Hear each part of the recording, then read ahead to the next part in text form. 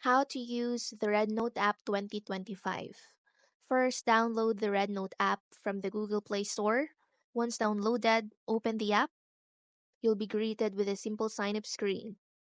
For ease of access, you can use your existing Gmail account. Simply tap the Sign in with Google and follow the prompts.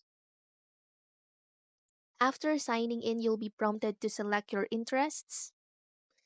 Choose options that genuinely reflect your passions. These are the main sections of the app. We have here the Explore tab. Within Explore, you'll find several subsections. We have For You, Live, Fashion, Learning, and Career.